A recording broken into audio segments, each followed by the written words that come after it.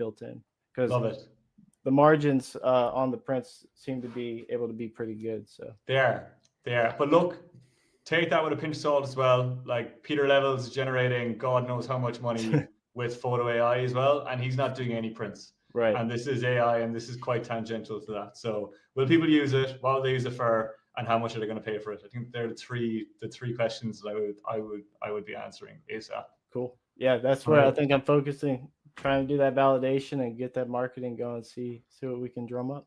Love it. John, also tell us where you bought that mic, because that's too good. Best Buy, actually. I think it was like $90.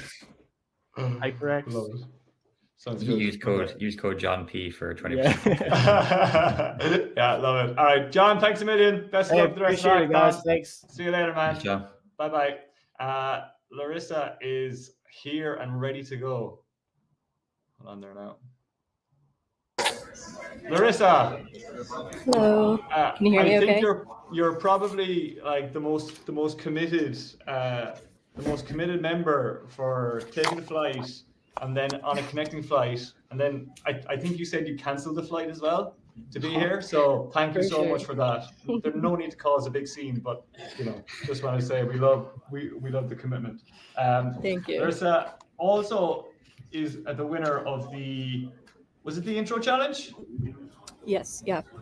Congratulations. Thank you. You're going for round 2. Larissa, you have 967 people watching live at the moment. So yeah, feel free to use this as your stage to pitch us your idea. Awesome. Yeah, sorry if you guys hear any announcements going on. I'm in my terminal right now. Just make sure you don't miss your actual flight. Right. No, I'm keeping an eye on it. Yeah, so my idea basically came from I travel a lot, and I have a big group that's distributed from all over the world, all over the country. And there's usually like 1 or 2 of us that plans, but oftentimes people aren't really engaging with the plan and telling us what they want to do, or it's hard to find things. We have not a WhatsApp, but we have a Facebook Messenger group where we have to keep pinning messages, and people are constantly asking about things that we've already talked about. And so in order to make it easy for both planners and people who just want to show up and want to be fairly hands-off, I thought, well, let's make an app. Actually, this before came up in our Bonnaroo group chat like a couple years ago, and I was thinking of making like some sort of paper document or like spreadsheet online. And I kind of put it aside because it seemed like a huge lift, but now with Bolt, it's a lot more possible. And so, dove right into that. And I'd love to talk more about it. And there's a lot of things I want to put, but I want to make sure that it's not too crazy for the MVP. I want it to be simple to use, and then kind of leak out features as more people get in there. Yeah, this is one of those like products that I think it's great. Like it's a great idea. It would appeal to a lot of people. There was only an app on My First Million that was doing singles, group, trip organizing at a scalable level. I think they were doing well over 100 million a year. So like this is like a pretty big market. I think the one thing that I'd ask you is like what is the thing to validate here? Because you can build hundreds of features onto this. Like as you can see, like you've clearly done a lot of work with the dashboard, and there's a lot of elements here, and the network effects for this type of product is incredibly strong.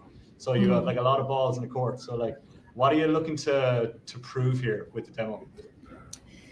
Yeah, I think my biggest, as a planner myself, like that's the perspective I have, is like making it great for planners. But then I've also heard a lot of people say, well, what if I don't want to get into the app? Like, what if I don't want anything to do with it? What about my family members who are older and they don't want to download an app on their phone or whatever it is? So kind of trying to play to both, but I think the strength initially is probably the planners first. And my first idea was just for music festivals. Initially, it wasn't for anything else, because that was my little niche that I had experience with, was managing like groups of 70 people at a music festival who are camping together. But then I realized like everyone travels together. That's like a big market.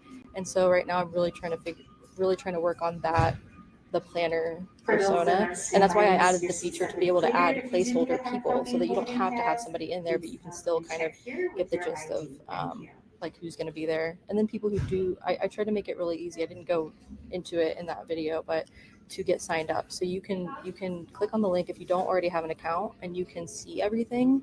you have to put your email in. But then there's a banner at the top that'll say, hey, why don't you make an account? That way everything's saved and you don't lose anything else. So that's helpful for, you can put your email and your contact information in there so that people can send you push notifications in the future. That's the idea, so that it gets sent to your phone. And but yeah, to answer your question, right now it's really the planners. And I actually posted in the Discord. I was trying to post on Reddit, but for some reason, any post they post on the subreddit gets flagged. Like any subreddit, it gets like filtered out, and so I'm like, I can't post anything on Reddit. Thou shall not self-promote. Yeah, on Reddit. I think we have learned that the hard way. John, I see you've had a couple of moments there where you wanted to chat. Do you have anything here you want to bring up? No, I was mainly just going to ask about the question around like monetization, unit economics, etc. So like what does that all kind of look like? Yeah, so initially it was going to be, the big feature I was thinking about was packing, and so I was like, I could incorporate with like Amazon or something and have like recommendations for things to pack for certain trips. So because I haven't been able to really talk to a big group of people to see what they'd be willing to pay for, I haven't gotten too deep into that, but I'm feeling like it'll be the number of trips. So let's say I also don't know if it would be subscription or not, so I'm open to suggestions on this, because if you aren't doing a whole lot of trips, like you're not going to be, maybe you don't want to pay for a month, or maybe you will pay for the month and then you'll just cancel it. So it's like, how do we keep people coming back and using it? Or maybe it's just a one-time payment for a certain tier, but then that would be alienating the people who are going on a lot of trips and not getting recurring revenue from that. I also thought about incorporating with like weather services to be able to give suggestions for like AI suggestions on what to pack if the weather changes, and that could be a paid tier. So there's other features that would come in and be more of a premium deal where like the AI gets incorporated, so that you have to do even less thinking, and maybe even using AI to set up the trip for you. And this would be for group trips where there isn't a planner. So if there isn't a planner person who likes to take on that persona, the AI would help you figure out, based on where you're going, what time of year, what all you need. And then even further on down the line, partnering with like hotels and things to recommend stays, like bring in APIs like that. Got it. Okay, good. Look, that makes a lot of sense. I think from a monetization standpoint, affiliates is really hard. Like, take it from two people who are doing affiliates in a lot of cases right now. It's a very, very difficult market, and you need an incredible amount of scale to make sure it works. So I'd probably like steer away from that. One thing I would say is, I think there's probably a couple of steps back we need to take here. Like you mentioned earlier, that kind of was a bit of a light bulb moment for me around, you originally did this for festivals because you were arranging for 70 people to go to a festival. Like, this is a product that can get lost in a sea of 100 different use cases with 100 different people wanting to do 100 different things. And what happens to products like that is that you end up pleasing everybody and you build an app for no one. So what I would say is I really think you need to hone in on one specific use case here, and like one specific model, which is the planner, like you said, and like the use case specifically, because then what you can do is you can hone into a couple of specific use cases and really get good at that and use that as a starting point. Because I think otherwise, like, there's just going to be a lot of churn initially because it's built for everybody. And, until you get to a level of scale with the network effects, it's going to be built for no one. I think there's a lot of potential for like something like this that helps people, number one, organize trips, but also get involved with trips, kind of like Airbnb experiences, except maybe a little bit more ad hoc-y. Like, I really like that idea personally, because I think there's a huge market. I'm just back from a trip from Kenya where 7 people were there on their own, and they came from somebody who organized a trip for them just on Twitter. So that's like a pretty good use case for you to say, like, okay, like, what is the problem, and then hone in on that. But that's a little bit different to what you're doing here. So what I would say is I would just get a little bit more specific on like what it is you're looking to do, how you're looking to do it, and what it is you need to validate it. And then once you get signals on that, then you can figure out the business model. Because I don't think the business model is going to be affiliates, because that's going to be, well, not unless you want to live on ramen and beans for years. So definitely not. Yeah, that would be my my take on it. John, do you have anything else? No, that's it for me. I love the idea of like I feel like this is all planned that you're doing this from an airport. It's so like It's so apt. it's so apt. It's so apt. I love it. Yeah. It's Awesome. have you seen the Secret Life of Walter Mitty, Larissa? Yeah, I actually watched it on a plane. It was great. Let's go. Let's go. It's my favorite movie. I nearly got So the good. life motto tattooed on me. That's a story for another day. So good. Cool. Larissa, thanks a mil, and Yes, thank you. best of luck with the rest of the hackathon. Awesome. Thanks. See Bye. ya. Bye. That's great. I love that. We've had so many people join since we last did a roundup. So let me give you the 30 seconds. Hello, everybody. There's now 1,121 people live, which is insane. Dara and John are the two of us, duo behind Half Baked. We're running a hackathon with Bold. If you're not registered, you can register on our bio at Get Half Baked. And if you are registered and you want to show us a demo of what you're building, feel free to send it in to the chat here, post it on Twitter, tag Get Half Baked, and we can go from there. So if anybody also wants to go live, feel free to put it into the comments here, because John and I can riff, but I think one thing we've learned, John, is that it's really nice to have somebody else who's pitching what they're doing. I'm a better writer than I am a videographer, entertainer, or whatever. So yeah, I'm happy. I think you're being very, very harsh on yourself there, John. Happy to have someone else. I think we've got actually producer George, as he's now known, has flagged a couple of people who I think are looking to come in. Okay, cool. So yeah, I think Mikhail might be next. Drive on. Yeah, 100%. Producer George, you take the reins on this if you want. And John and I can focus on providing entertainment, which is something we have not done in a video format before. So be gentle on us, everybody. Also, I'm thinking, will we do, because I actually have to run pretty soon, will we go like rapid fire here, like put timer on the clock or something? Let's go rapid fire. I can go all night, people. So John has responsibilities that I don't have tonight. So let's go rapid fire for however long John has, and then we'll take it from there. Cool. I think George doesn't have the share link. Oh, okay. I'll send it on to him here. 1 second.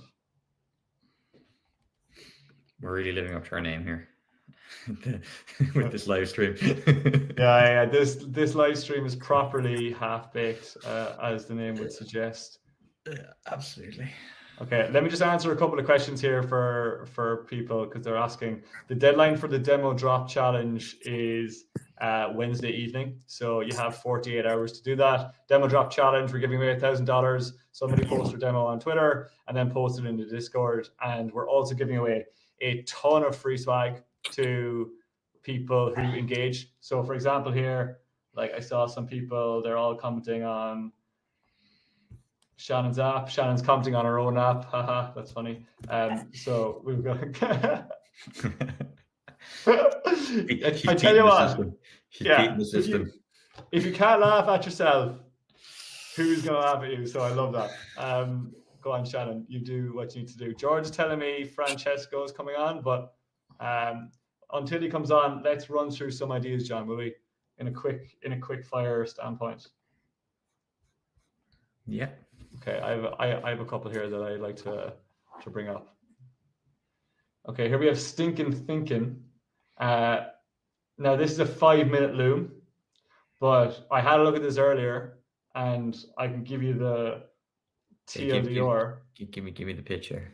The pitch here, as far as I can tell, is that it's a very simple UI where if you want to document your thoughts, you then press this button, you document your thoughts. And what it does is it uses AI to process those thoughts. So it gathers the thoughts, and then it basically helps you get through them. So you're probably looking at people who are going through maybe a bit of emotional difficulty, a bit of mental health problems, potentially, people who are looking to reflect. The UI here, like, is pretty sick for someone who just built this in the last few days on Bold. And then you can go deeper on thoughts, and I assume it learns as you give it more and more information. Interesting. This is. I always worry about monetization with these kind of products, and in fairness, it's the kind of thing where if you do get a paying user, your LTV should be pretty good. Like if someone gets into a habit of using it, you should be in pretty good shape, I would think. What do we say, John? We say if we get big enough, the monetization will figure itself out. I think this is one of those apps. Like I've documented every day for the last, I'm going to say 4 years. I just have a Notion doc where I just put a highlight every single day. And I think the idea of documentation is going to be one of the biggest untouched industries in the world over the next 10 years. I think there was this new thing that came out where you wear it and it records everything you say. And it then processes that. And you can ask it questions like, if you were fighting with your wife, you can say, did I say that? And it would tell you the answer. And that's a bit creepy for me. But I think this idea of like documentation, be real, is a big example of this. Take a photo a day, and people were using it just as a memory bank. I don't know, this particular concept is very driven towards mental health by the sounds of things. I think this concept around the idea of documentation, one's life, is huge. I honestly think that would do so well. Monetization, John, you're the better case here. The number nerd. John is the numbers guy. For anyone who doesn't know, John has probably been in charge of hundreds of millions of capital deployed. John, am I saying a very rogue number there? But I like to say I'm a recovering accountant. That's my background. Yeah. John's job was to review businesses and decide whether they were going to get money or not. And sometimes you were talking about a lot of money. So if you're ever looking for someone to bounce a business model off, yeah, you're looking at the man.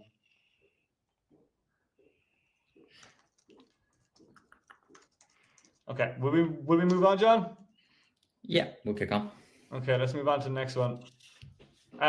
Producer George, am I right in saying you were going to send some people on? If so, send them the link. Oh, I love this one. This one is so good.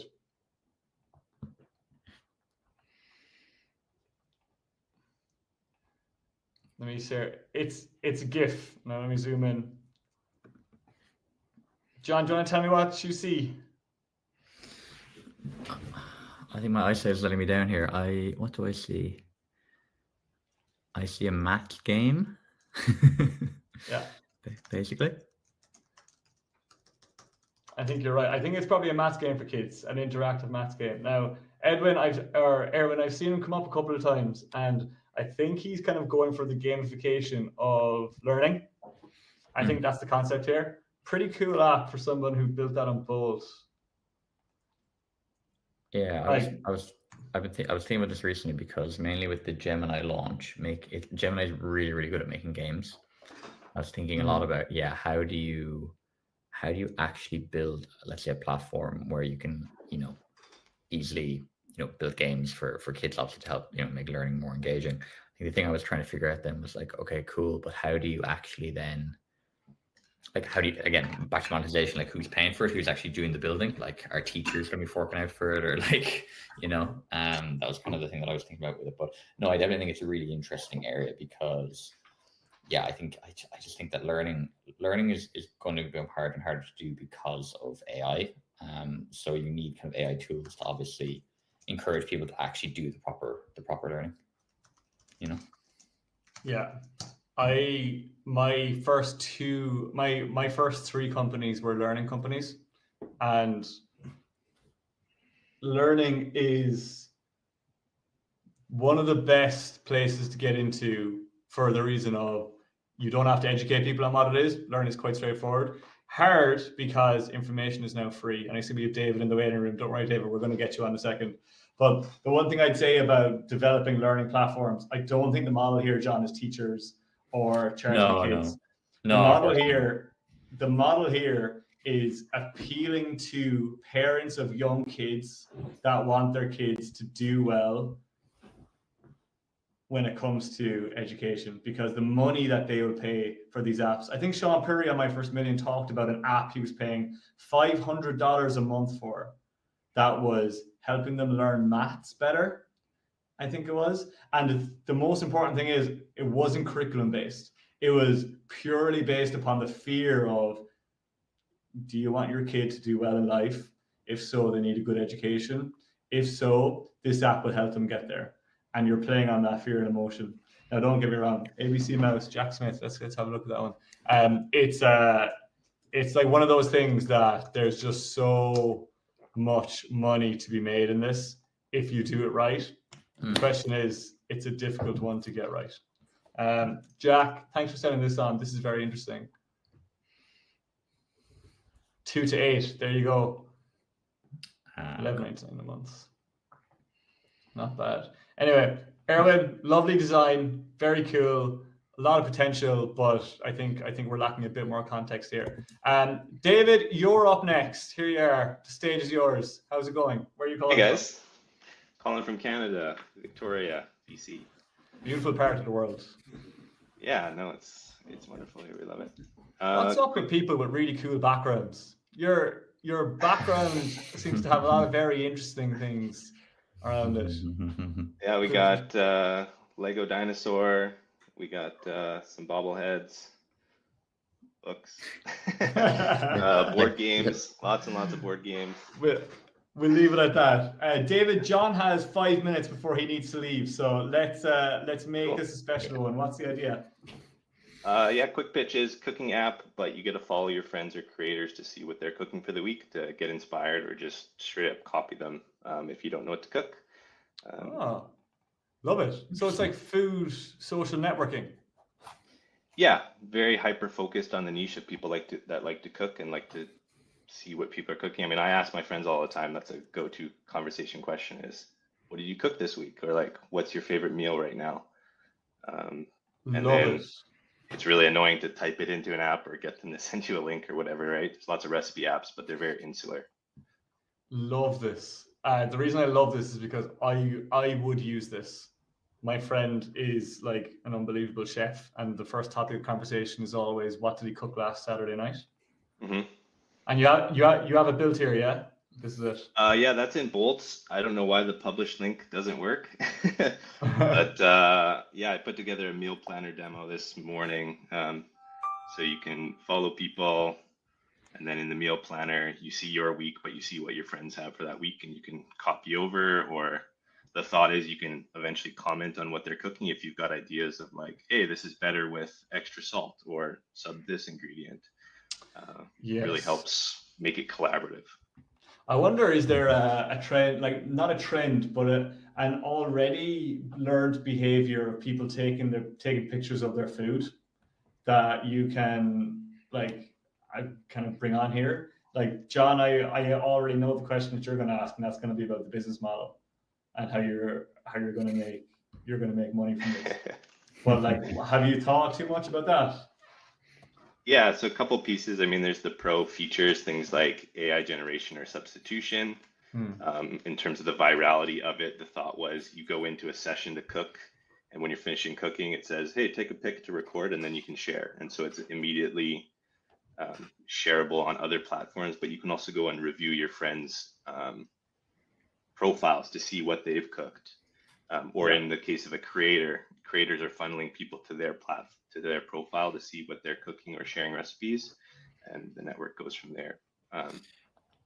Yeah, that was going to be my question, was around like, there's definitely like a viral loop in here somewhere of like, again, getting, people, like whether it's getting people to review maybe their friends' recipes. So maybe it's a situation where you've got like, I don't know, everybody grouped into into different groups or whatever, and then like all of a sudden you can have like, okay, well, out of all my friends, like this person's the best cook because their recipes actually get the best, the best rankings out of everybody. I also like the idea here as well of like, is a world where you could incorporate like obviously what ingredients that are needed for recipes, and then even beyond that, could you do like a HelloFresh style thing where like, right, for next week I plan on cooking these 5 recipes from my 5 friends here, and I order a box, then which arrives at the door and it's got all the ingredients for those 5 recipes, and that's me kind of sorted for the week. Obviously that would be well down the line, but I think that could be another interesting angle to even just think about here. That could be pretty cool. Do you know, there was a concept that, once again, one of the very many calls where I ring John in a panic saying that we need to drop everything and do this, but a lot. There was a lot of them. It's an app called, what is it called again? It's like it's like Uber Eats, except it isn't a restaurant on the other side of the marketplace. It's just people. So it's one where anybody can start their own like what do they call it again? A dark kitchen or a cloud kitchen. And I think there could be an element here where if you're able to get people who cook and who cook well, I know for a fact that I would love to know who's cooking well around me because I want them to cook for me as well. That's also a little bit of a different behavior. David, quick one there before we let you go. When it comes to validation, what are you thinking about here? That's why I'm here, is seeing if anybody else actually finds this interesting. I know some of my friends who are cooks, they love this idea, the people I talk with about cooking. Yeah. Reddit obviously is a black hole for getting banned. So just trying to see, yeah, this seemed like the best platform to get people who are willing to give honest feedback. Agreed. Well, I think the feedback of the concept is good. I think there's a bit of validation. Will people post apps with their friends? That's the biggest thing for me. Mm-hmm. And then as you kind of progress, there is that monetization element. But I think there's a few different different rabbit holes that you could probably go down there.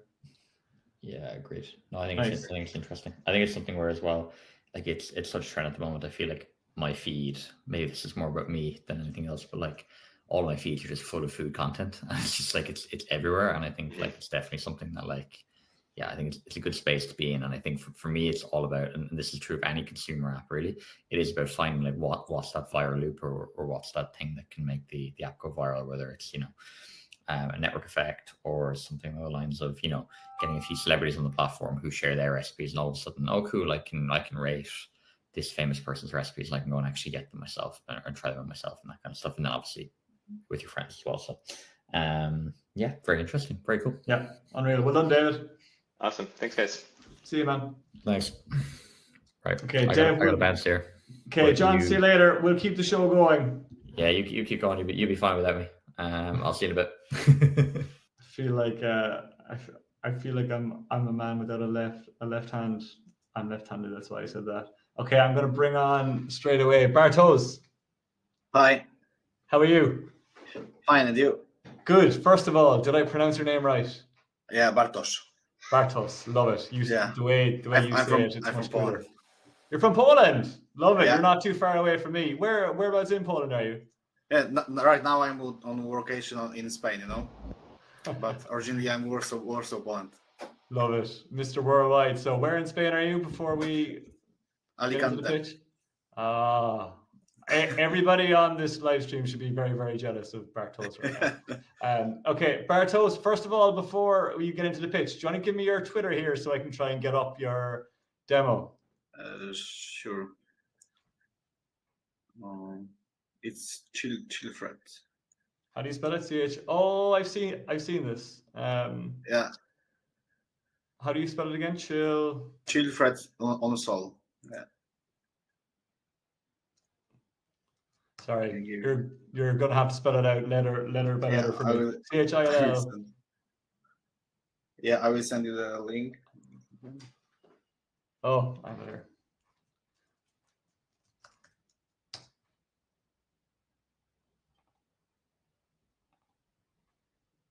Sending the link on the chat. Flame Watch. Yeah. Okay. You sending it on Twitter? Yeah, on the chat. Okay. There you are. I have it. Okay, here we go. StreamYard need to introduce a feature where I can copy and paste links in the chat because right now it's not letting me do that. Okay, chill, Fred, and so here we go. Unreal. Okay, cool. You have 1440 people here, which is ironic considering it's my favorite newsletter apart from Half Baked. Let's get the pitch. Sure. So, you know, like I said, I hate boring technical walkthroughs. Like on my demo, I send it. Yeah, and it's like half animated and half like telling about what's about the ClaimWatch is. So ClaimWatch is AI-powered platform that automates entire process of finding and filling class action settlements. like the personal money hunter that turns your purchase history into the cash. The first, yeah, it's funny thing is actually I started by looking on European claims, like since GDPR lawsuits, and there are like all the the settlements and the class actions stuff. It's new in Europe, but during my research, I stumbled upon that US market is actually 30 billion annually dollars, so it's massive, and I dug deeper and deeper, and I was shocked that there is no simple app that help people to get their money that big brands own. Yeah. It's quite opposite actually. The current websites are outdated and nearly impossible to navigate manually. Yeah. So by the way, I love the little Easter egg here that gets you some bonus points. What's the user story here? Because class action lawsuits, hold my hand up, I don't know a whole lot about it. So what's the user story? Like, where does somebody come onto the platform? What's the problem they have? What does this do? Actually, you just type whatever you own, whatever you bought recently or like a few years ago, doesn't matter, whatever you use, like Netflix, iPhone or something like that. Yeah. And our system will look through all the class action settlements. Actually, under the hood is Exa, Tavily, and Serper at one time. It's searching on the internet and find money that actually you really that the brand owe you. Interesting. And if I buy some, sorry, after you. So the great thing about the claim watch is the database is running and growing itself through users using it. So right now we have like over 500 settlements on database because I put the advertising. Actually, tomorrow I will do the product hunt stuff. Sorry, you have 500 people who have settled claims on your platform already. Yeah, like 500 settlements, but like over 200 users. Like in one like one day. This is what I love here. So it's easy. It's easy to know when money is laying on the table. It's easy to advertise it. So just so I get this right, because this is new to me, and I feel like a whole new world has been opened. There are all these claims and lawsuits online for all these products that you probably use. You can use this website to say, these are all the things I buy. What can I claim money for? It then searches the database. It does some matching. It recommends you, hey, you pay for Netflix, Spotify, and Apple, and you might qualify for these 3 rebates of anywhere from $10 to $100. And then all you do is use your platform to submit those claims, and you get the money in the bank account. Yeah. Basically, we see this. That's how it works because I remember like all the stuff that people write like on the one time and like autofill it and auto assign it. Because usually they want to the scanning the wet signature. Simulating that and generating the PDF with claim form, and then whenever it's available, the email, the resend sends the whole form through our websites with all the form to the settlement lawsuit of the company. And so you said you have 200 users at the moment. What's the dollar value of claims? No, it's not like we will get the money right away. It's like it can be 1, 3, 6 months. Of course, it's different. So, but how much? What's the dollar? Like, what's the GMV of like let's say claims submitted? Because I assume your revenue model here is percentage of. No. My revenue is like. My model actually is quite like monetization flow is quite thought through. What's the monetization flow? So basically you can like get personalized match for free. yeah, and it's free without the logging in, because it's also works for me because I'm growing the database, so it's fine. And whenever you want to fill the form, you can fill the form, but after it you must to see the form and get the possibility to like autofill it and see actually the form we generated. You must pay the subscription model, like it's $9 per month, or like $79 per year. And so that's one way to do it. Do you have any idea on what the average claim amount per customer would be? Like, yeah, I think $120 is average. $120 is average. Okay, so it actually, okay, I like the one question that I would be asking, because the model that you suggested, obviously you've thought through it, that makes way more sense than doing a percentage, because otherwise you'd be charging like 60% of the claim value. Like, how do you get that? Yeah, it will be hard. It will be hard because usually through the PayPal's, all the checks. It's not money. It won't come through the claim much. We are just the tool to provide the of course.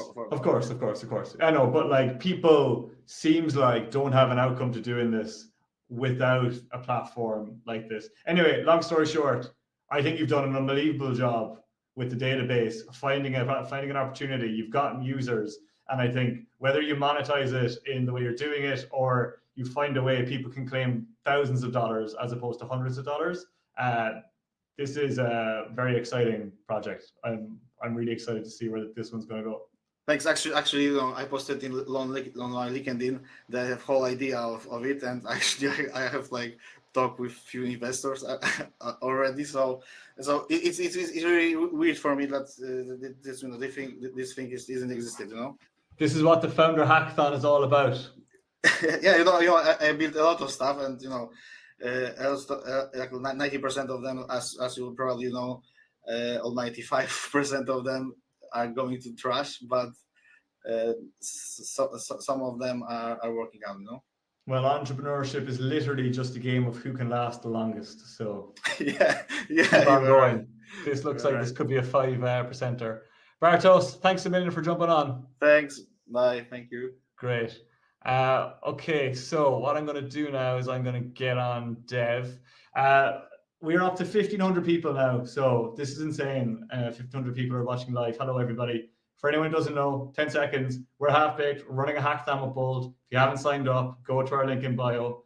If you have signed up, post your demo of what you've built on Twitter, and hopefully we'll have time to review it. This is all about creating more founders in the world. That's why Half-Baked exists. We do it in the form of a newsletter. I'm currently doing a hackathon.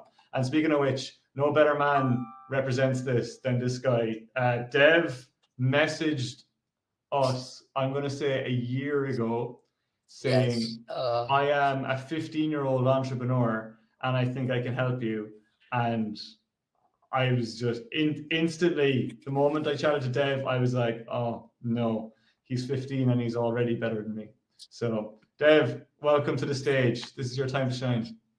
Thank you so much, Tarek. I've wanted to meet you for so long again. It's been a long time. So let me tell you about the product. So basically, we're launching a new shopping tool. It's called Comparo.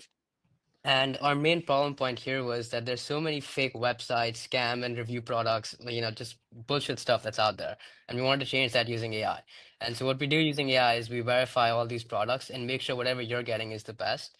And since we're using natural language models, you can type in whatever features and specifications you want as if you're talking to like a friend, and we can give you the exact answer to those questions. If you want to look at my demo is what's your trunk. Yeah, the Drunk Entrepreneur. But you remember. There's a story behind that one. There's a story behind that one.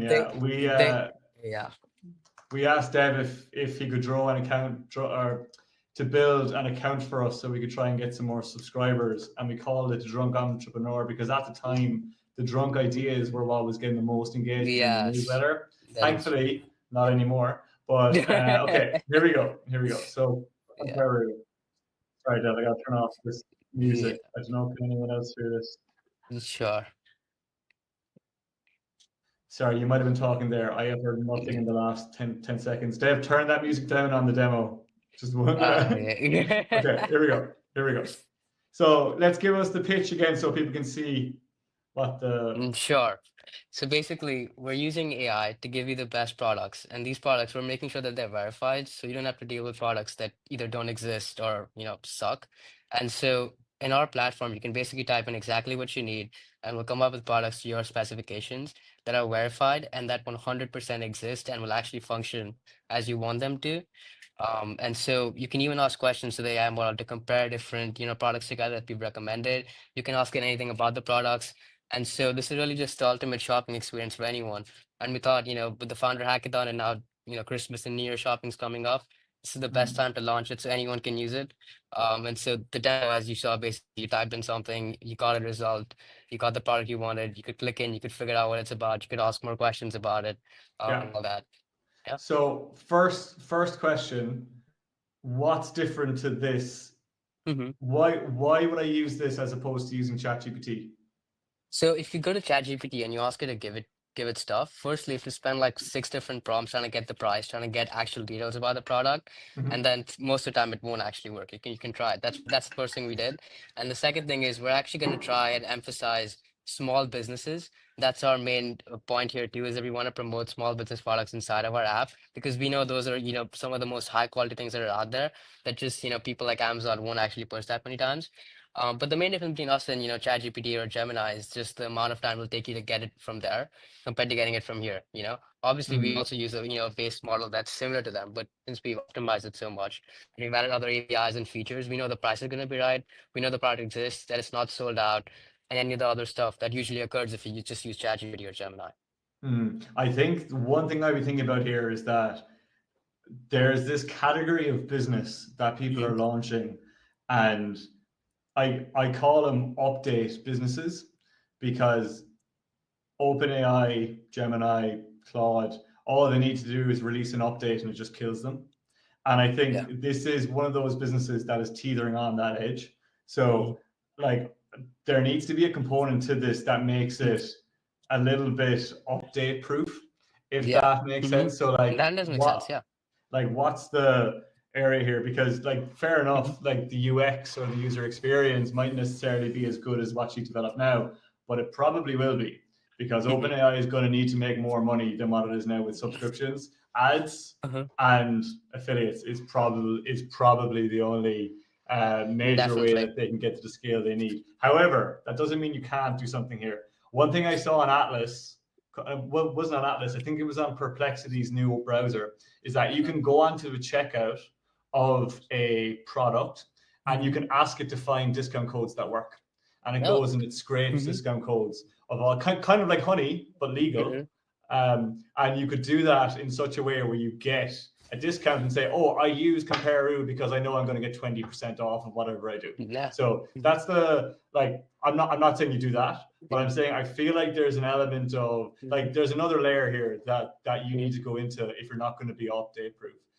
No, John, I am not joking. It is absolutely mental. When it comes to validation, Dev, before we get into anything else, what are you looking to validate here? Like when you take this idea and you want to get it out into the market, what are some of the questions here that you want to answer? So firstly, like you said, right, I want to ask some of my customers here, okay, what is their experience with shopping tools currently? If you use chat for this kind of thing, does it actually work for them? Because for us, obviously it didn't. But, and, like you said, things about the update proof, being update proof, right? What kind of features would they want? Because we can obviously, cater to their needs. We've done a small, not a small, but we've done a testing group of people who are interested in participating, and we have like 500 users currently who are giving us feedback about exactly, how they're performing on the platform, what kind of stuff they're getting outside too.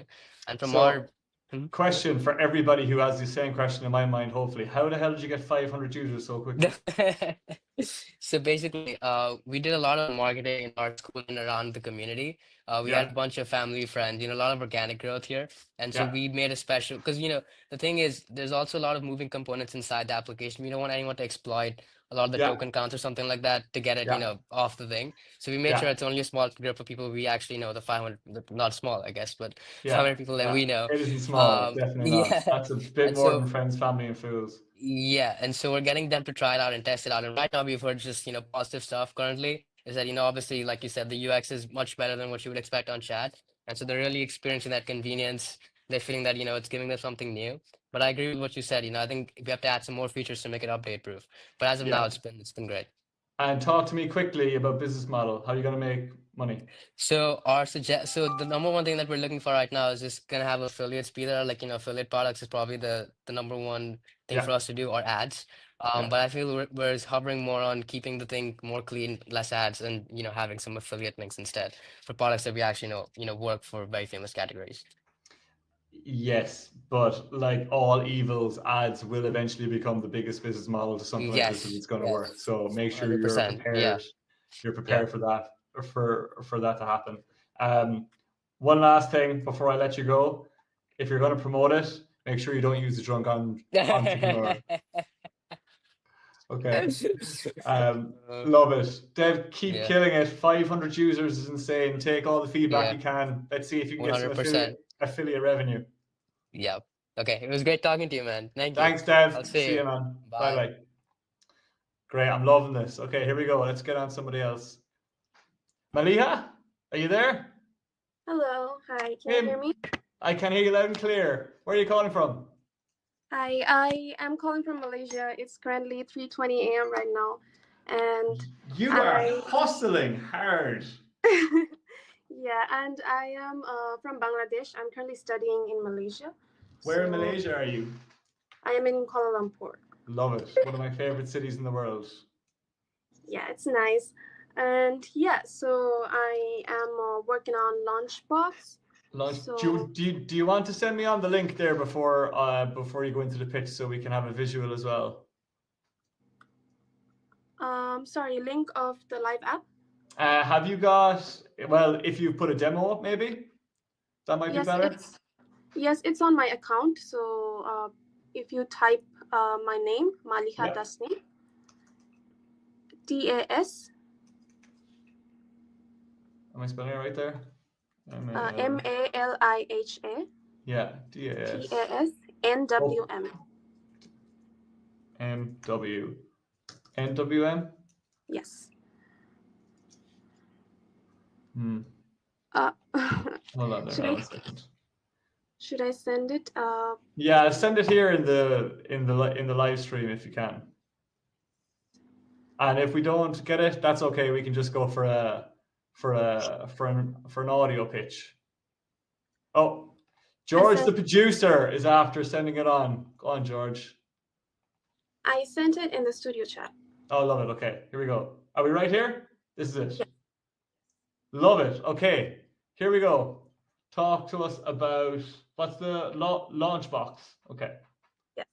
So the idea behind this app, actually, I am doing this with my teammate. We're two people, and we're both working on it for launching new apps, basically. So the problem is basically founders struggling with launching their app ideas, because we see a lot of startups struggling with launching apps after building them because they cannot find the right audience. So what this app does is it's a one platform for everything. It has landing pages. You can create landing page for your wait list. You can also do beta testing for your app, and you can also do feedback collection. So it's from my personal experience when I wanted to launch an app to see what's the demand in the market. There are like very scattered softwares for like building landing pages separately, building a form builder for waitlisting separately. So I just wanted to see a platform that just makes the app launching process smooth. So ideas will not get lost here. We will see quick validation if users care about this idea before building it fully. And we can also connect with testers, collaborators, and developers without any other extra tools altogether. And with this platform, we can not only build landing page and waitlisting, it also provides a good opportunity for like sharing ideas. So let's say if you're a developer and you want to validate your idea with other people, you can share it with in the public idea forum. And if you are someone who does not have any tech background, but you want to share an idea and see if anyone's willing to build it, you can also connect with those people under the Founder Ideas Forum. So overall, it's a fully functional app for launching your app. Can I just say, design here is great. First and foremost, it's really slick. I think in the spirit of this hackathon, this is the most aligned product that we've seen around the concept of creating more founders, getting an idea, validating it quickly, pushing it from there. Funnily enough, if you've been on the live stream long enough, you would have heard this sentence a lot of times, but there was one day myself and John nearly quit everything that we were doing to launch a validation tool. Now, the issue with this tool that I see is LTV. So how are you going to make money? Because the thing with, like, you could think of this like Shopify for an app idea, and that's I would say, like, a relatively okay description. The only thing is, with Shopify, you build a store that makes millions of dollars and you take a cut of that. Whereas with this, you build an MVP, it works, and then you go to Shopify. So there is this hidden area here of how do you monetize this beyond just the idea side. And John and I kind of thought that if you were to do that, you'd probably look at validating to a greater degree. So one of the things, and I did it in the demo for the hackathon for one of the ideas, is paid advertising is a very quick way to get validation. Like, it's very hard to get organic validation. Paid advertising is a great way to do that. But a lot of people don't have a Meta account, they don't have a Twitter account, a Snapchat account, a Reddit account, and they don't know how to run ads because all these accounts are different. So we were saying, if you were able to bridge the gap between building something, which you're clearly able to do here, which is great because you're like making it very quick for people to get validation, but also getting it in the hands of users by a guaranteed method, which is paid advertising, and you're able to bridge the usability gap. And I think there's a lot of potential there for something like that, which is really, really cool. So that's the number one thing that I've been looking at here, just longevity of users. I think there's a network effect. I think there is a very strong use case. Trust me, we run an ideas company. This is something that I think is very, very powerful. But the one thing that I'd be thinking about if I were you when it comes to validating this is getting people to pay, how you're going to get people to pay, how long you're going to get them to pay, and how much. Because if you're able to get to a point where you change your ICP a little bit as well, you're talking about everyday people that want to validate ideas. There are also a lot of companies that want to validate ideas, and those companies are going to want to pay a lot more money than the consumers. My last kind of like last time I had a job, I was entrepreneur in residence, and my job was to come up with ideas for the company, see if they'd work, how much money they'd make, and then pitch it to the CEO and get funding for it or not. And I would love a platform where I can say idea, landing page, ads, data in 4 clicks, and I would pay a lot more money than I would for an idea I have by myself. So that's one kind of like maybe rabbit hole that I would recommend you going down. But other than that, I love this. Launchbox, name is great, design is great, concept is great too. I think a lot of people here on this live stream, 1,682 people. God, I love the internet. This is mental. Yeah, I think that would do really, really well. So great job. Adding on to the pricing plan and the subscription thingy that you mentioned to how to make this profitable, there's paid advertisements that I can do to validate this idea. Besides, why people would onboard this app other than choosing to make their own landing page, because this just makes the process of launching a lot smoother than just going to scattered apps. And we have tiered subscription plans to that we will be offering to the users. So let's say for our first free plan, that is 100 waitlist signups. So up to 100 waitlist signups, they will get free. So it's great for onboarding users and building traction. And afterwards, we can have some more premium or pro planning where we can have a very minimal amount of money, like $2 or $5 a month for 200 waitlist signups. And 500 waitlist signups, we can do $10. And then if it crosses any more than that, then for each 1,000, we will ask them to pay a certain amount. So that's and I think that's a good model. The one thing I would think about though is that the one flaw with that model is that if you think about the purpose of this tool, it's to validate, and you need to ask yourself, what is the point at which something is validated? And if you're charging on a per user or number of signups you have, you're getting closer and closer to that point of validation, and someone's just going to turn it off and they're going to move to a tool that they're going to build a business on. So Yes. that's the one thing I would probably think of. But other than that, look, we're probably going to move on, Malia. I love the product. I love the concept. I think there's a few things to figure out on the business model. This is phenomenal. Keep it going. I really am looking forward to seeing what kind of validation you get in the next few days. All right. Thank you so much. No hassle. See you later. Bye. See you. Bye.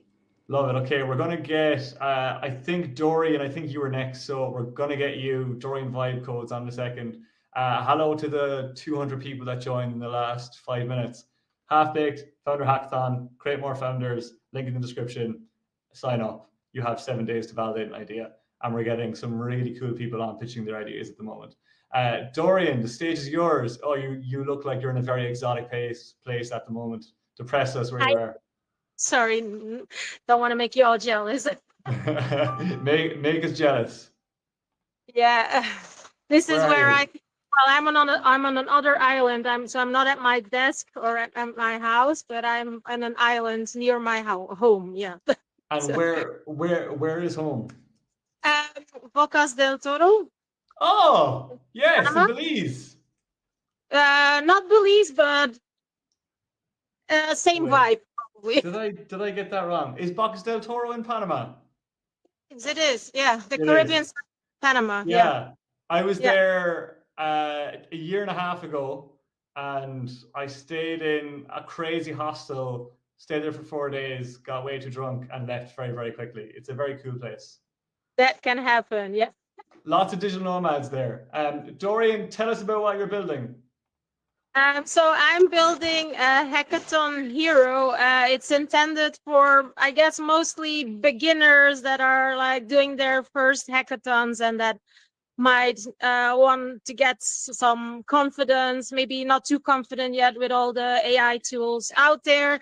And this tool writes it a bit out for them. It analyzes the rules, which is something I noticed that when I see what other participants are doing, I sometimes see that they're not really taking full attention of what the exact rules are, and so they're kind of missing out on opportunities there. Like if the demo video should be 3 minutes and you're gonna send in a 6-minute video, then no one is watching the last part, and then a lot of information might go missing. Also just required material, what platforms to build with, like in this hackathon's case, you have to build with Bolt, so it would make no sense to start building with something else, then you're just immediately disqualified. So that's Got it. something to help other people. Got it. Tell me about the business model. Like, how are you going to make money off of this? Because I think the value proposition here is pretty clear. What's the monetization model? I do realize that I'm probably dealing with a lot of interested people from lower income countries, so that's definitely a good question. I did reach out in a few subreddits on Reddit, and I did get a lot of interest, and some people telling me, oh yeah, if I win the hackathon I'm trying this with, I will buy Pro. As they should. As they should. You are literally talking to your exact target market at the moment, because a lot of the people watching this call are people that are watching the hackathon. Funnily enough, actually, Doreen, John and I put an idea in the Half-Baked newsletter last week around an idea for a hackathon tool. Let me actually see if I can get it up here. Now, it wasn't necessarily to do with helping participants who are completing the hackathon, but it was more helping people who were organizing the hackathon. Okay. Here, like a hackathon OS. So like what I'd say about this idea is I think it's a nice to have for people participating in the hackathon, and you want to, like, if you want to turn this into a business that kind of like grows, I think there's an extra layer here that you need to think about in and around who's going to use it, how much do they need it, and how much are they going to pay for it. And I definitely recommend taking a look at this, because we're after experiencing a crazy influx of people signing up for this hackathon. We thought 2,000 people were going to sign up. Hey, in sorry to 2020. interrupt. Can anyone hear So me? I can't we hear have anybody. just stuck together with sticky tape, literally all these 20 different tools to organize this hackathon. And we would love if somebody built a home for hosting hackathons that didn't cost us 100 grand, and that was good for signups, registrations, management of guests, so a communication tool, and then a way to distribute prizes. If you were able to do those 4 things and you wanted to build a tool in the hackathon space, I think something like this would do so well. It really would. So yeah, I definitely would. I'm definitely looking into what else I could add. I'm like asking feedback from the people that answered me to see what else they're looking for, to see how it could become useful enough so they would actually pay for it. Yeah, and I would probably have like a model where it's not a subscription, more like a either for a year or for lifetime, you know. So yeah, I love it. Well, look, best of luck. I'm really looking forward to seeing what kind of validation you come back with on Sunday. Okay, thank you for having me. Thanks, Bye-bye. Doreen. Bye-bye. Oh, I love Bacchus del Toro. I'm very, very jealous. Okay, Talisha, the stage is yours. Hey, how you doing? We are doing fantastic. How are you? I am doing wonderful. I love the way you have a crowd next to your name too. It instantly just gives the energetic vibe. Yes. Am I right in saying your name is Real Talisha? I have it here. Yes. Producer Real George is saving me. Talisha, where are you calling from? I'm in Atlanta, Georgia. Love it. Yeah. Fun place to be. My last company had an office in Atlanta, Georgia, and yeah, we had some great stories come out of that place. You tweet what you want and accept the consequences. This is one of the best bios I have seen for a long time. And you're followed by Tyler Denk, the CEO of Beehive. I'm expecting a lot to come out of this, Talisha. Expectations are high. And for your expectations. Tell us about what you're building. So I'm building Serial.computer, and it is a operating system for startup founders. So a problem that I've noticed is that right now we're in like an AI renaissance. There are all types of tools, like Claude just released their new model like maybe an hour ago now. Gemini 3 just came out. Like there's tools dropping every day. Founders want to use them, but they're disconnected. So if you want to make a pitch deck in Gamma, you don't have any of the assets you created in Gemini 3. So the idea of Serial is to bring all of those tools together into one place.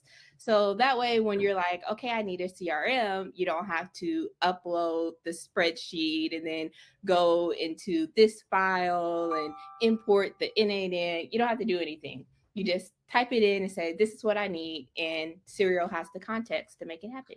Got it. So am I right in saying that Serial is a database, and it's a database that has context, and the context syncs up to apps so you can use them more efficiently and they can talk to each other? Well, I think like Serial is a database the same way that an LLM agent is a database. So yes, it does store your information, but the real power is what it can do with that data. So just having all your data. Yes, go ahead. How are you going to, like, I would assume here that this is like a data infrastructure maze of being able to connect different apps and have the contents. Like, talk to me a little bit about that, because this, like, the design is great, the concept is great. Like, when it comes to the feasibility of actually putting it together, what does that look like? Yeah, so luckily, like with all of the tools, is actually not that hard. I'm surprised no one has done it. It's just a lot of kind of work. So you can use Pipedream and Composio. I use both of them kind of differently to connect to all of the tools that you use and so forth. I am a little anti-MCP, which I know, hot take there, but LLMs are just not good at using MCPs. So instead, you can have your AI agent write the code like an engineer would. So if you need to connect to something that Pipe Dream or Composio doesn't have, you can just have the AI go look it up on the internet. Hey, I need to connect to Twitter, look up the API docs, write it for you, and then run it. So it's super possible. Fair play. I'm sorry for asking that question for people, because your technical knowledge, Talisha, is probably a little bit a lot more comprehensive than mine.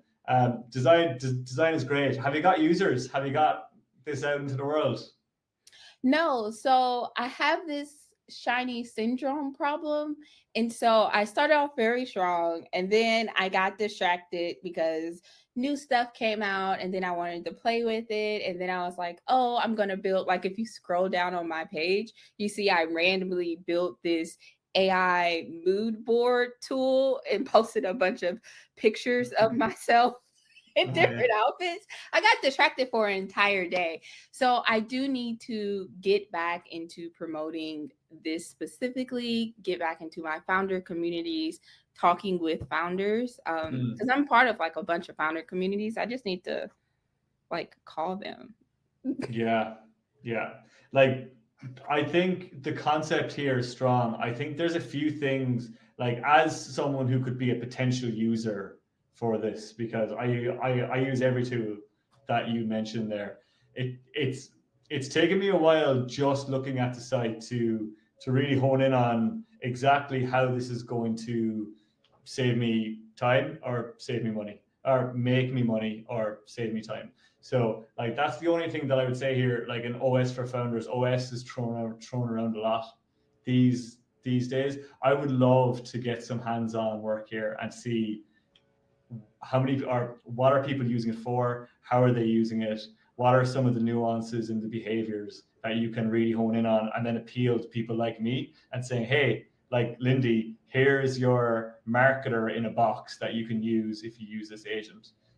I think if you're able to hone in on that, you'll definitely grab someone like me for something like this, because the design for this is slick. You definitely have a good eye for design. Thank you. It comes. I used to be a fashion designer before I gave everything up and decided I was going to be a tech founder. I love it. Have you ever heard of the concept of a bear on a unicycle? A bear on a unicycle? I don't think so. Yeah, we'll finish on this, but a bear is not interesting. A unicycle isn't interesting, but a bear on a unicycle is very interesting.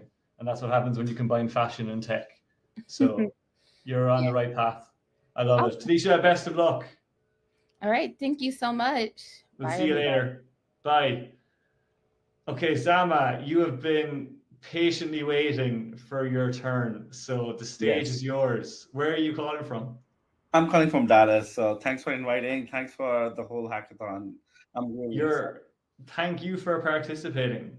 Even more so. So tell me, let me just get up. Am I right in saying that this is your page here? Yeah. And I actually posted on Build in Public channel. So if you can, I just posted my link on. Let me see there now. Yeah, the Build in Public Twitter community, is it? Yeah. But I don't think they have a lot of posts there. So probably just look for the chat here on the stream, live stream. Okay. Do you want to share? Yeah, I can. Yeah, I'll let you share. Right. Yeah, the Build in Public channel. Where? All right. Here you go. Okay, I love it. Let me just remove my one. Welcome to bed. So I need to mute this, right? Yes, I saw this. Oh, this is very exciting. Okay. So basically, the idea is you take the script from our website, inject it in your own application, and then you can just use a link from recording. So here is a demo application that I injected that link into. So you can create multiple projects here where you want the recording to go. And then you basically go here, open the recorder, and then you have the ability to play the audio, like record the audio as well while recording it. Yeah. And then you start recording. And then here I'm sharing the screen for it. And then basically I'm gonna do some task, like complete some task, and this application I built it in such a way that it has errors and stuff, so that I can test it out. So here I'm gonna stop that recording, and then what developer is gonna receive is all the console logs, all the network requests that were happening, and actions, etc. And then you can post this to our application where the developer can see like how they see in the console, like in the dev tools, in the browsers is basically what they are gonna see. So I'm gonna open this. So on the right side you see like a dev tools where you have all the console logs, and then you also have network requests. So you can click on the API calls, etc., and see which ones are passing, which ones are failing, and try to like get all that information. Zama, this is so good. And like the reason I got so excited when I saw this is because I'm a recovering product manager, and I cannot tell you how many times I have had to screen record something, go onto Jira, upload a ticket, describe it, and then wait for someone to come. This is honestly like, so now, like, tell me if there are other things out there like this, because there might well be. This is something that if I was still working as a PM, I would be begging my VP of product to get a demo and to get this up. There are a bunch of startups in this space, but I think the next thing that I'm going to build is a toolbar, where that toolbar is going to actually add things like Figma, comments, etc. within the website. So your designers, etc., can pinpoint exact location, and then also create an MCP that can actually exactly interact with the recording. So there's a lot of things. I'm actually currently working on a GitHub integration so that you can post this recording, like create a GitHub issue directly from here, and in future have like integration like Jira, Linear, etc. as well. So how are you thinking about validation here?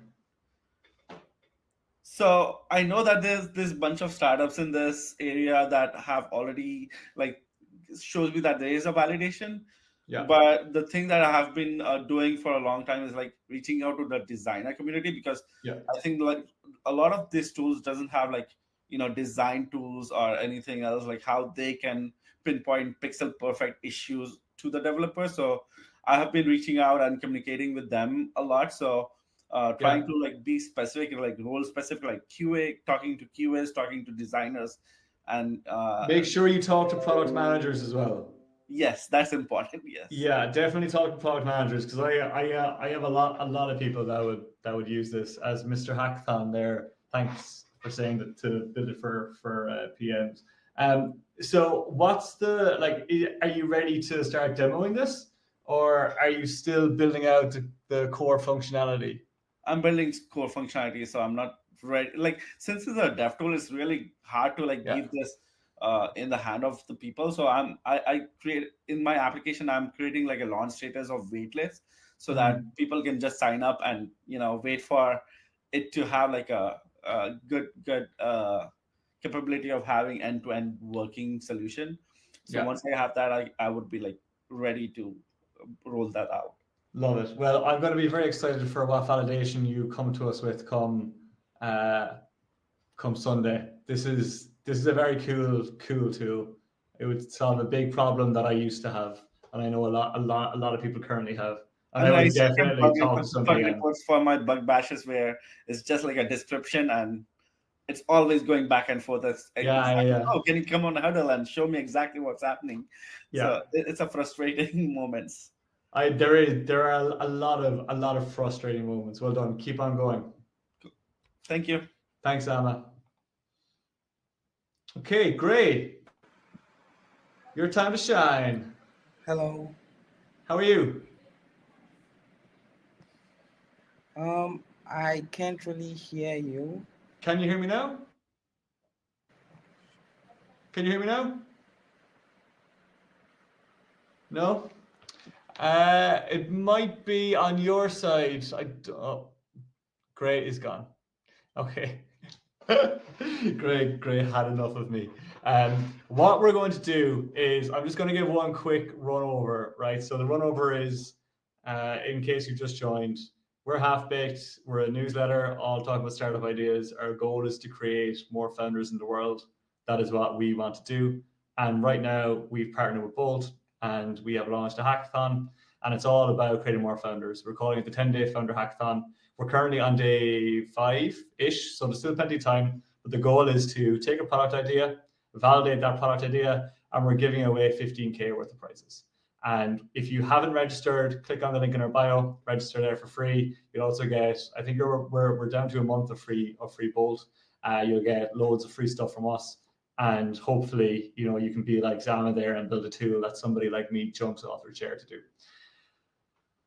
What I might do is I might end the stream now because we're after going on for an hour longer than we anticipated. Because this was so well received, we might do another one. Feel free to just post in the chat if you want us to do another one, because it's good for people to get feedback. This challenge that sparked this is called the demo challenge, or the demo, what do we call it again?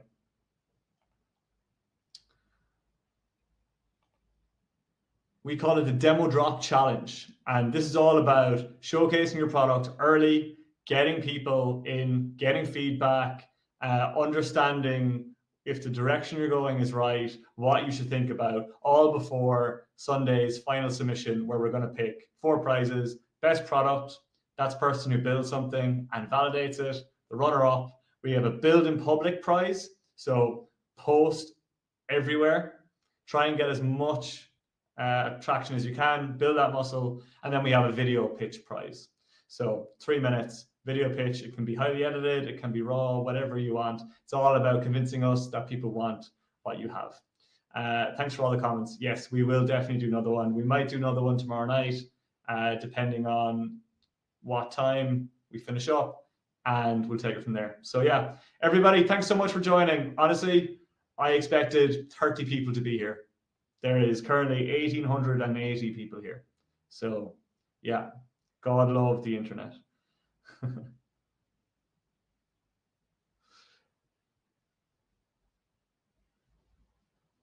Thanks for all the comments, guys. This has been great. Okay, cool. We'll leave it there, and we'll chat to you again during the week. Slán.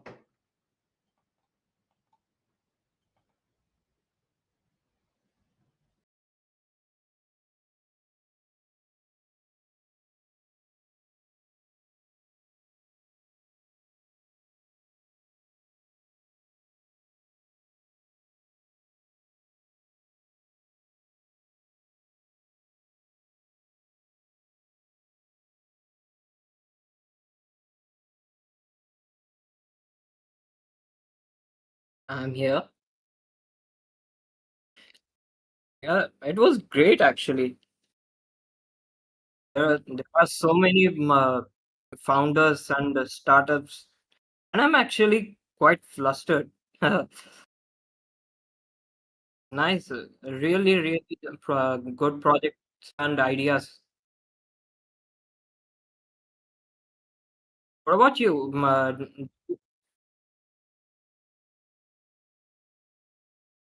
What about your idea? I mean, did you pitch your idea?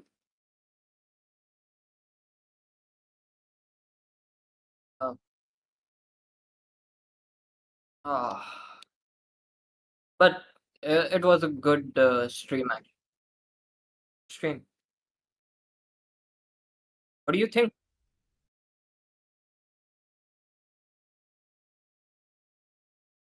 Game?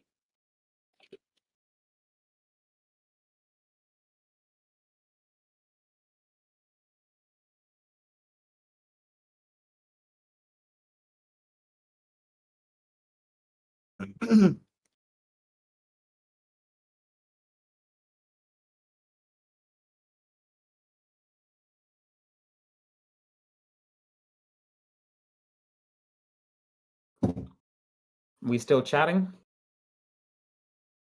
Yeah. Sweet. Yeah, I mean, mixed feelings, frankly. I thought there were some good projects there as well. The tempo was really off, but I don't want to criticize too much because obviously they're the ones leading the hackathon. But, you know, the 3 minutes per demo was not there. Yeah. That's true. No, that's true. And in this way, I guess they're super respectful and being really kind, and their passion is contagious. So they're, you know, you can't fault them for that. How about yourselves? What are your thoughts? Did you get the chance to present? Well, no. I don't know if my internet is glitchy or I'm not hearing you properly. No, yeah, it's better now. It's not so stable for some reason. Hey guys. Yeah, all good. I remember you, Eric, from the world's largest hackathon, I guess. Eric? Yes, same for me, Adrian. It's really hard to hear you. Yeah, sorry. I just said that Yep.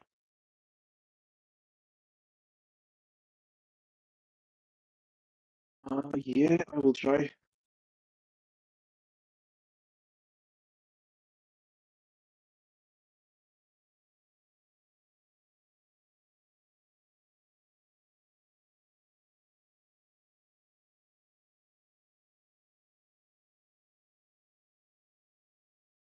Hey, you're finally done. Congrats. Now maybe maybe better.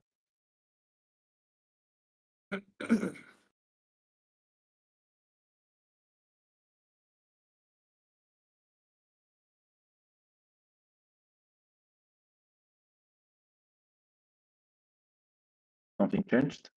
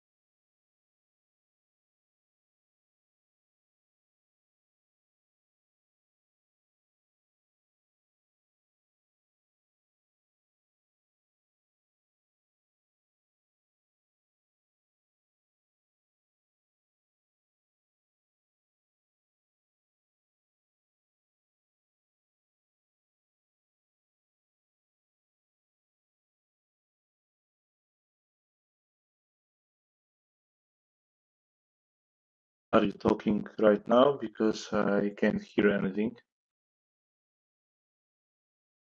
Okay.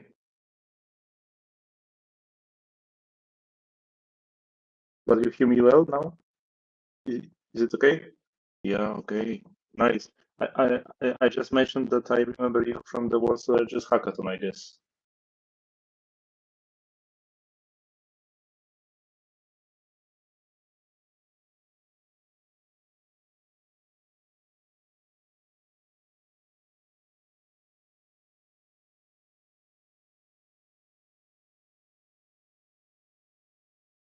People just demoing their products?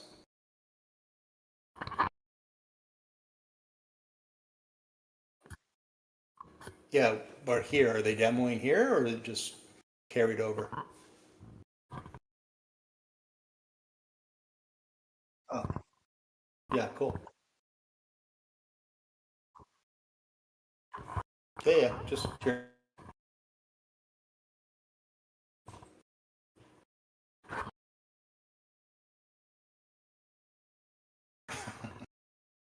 No, I'm good. Yours looks good.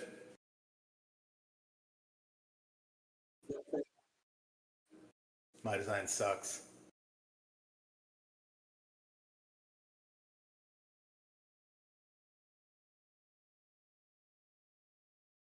Your assets, your knowledge control. Nice.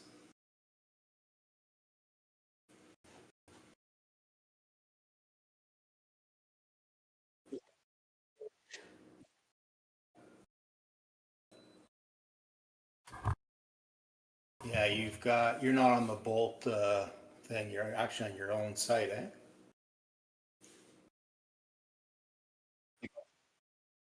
Nice. Yep.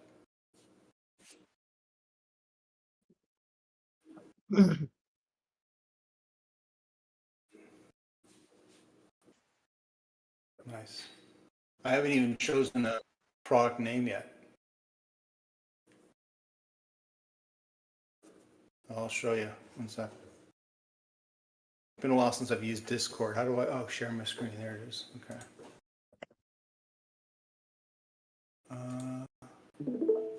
Yeah, can you see my screen?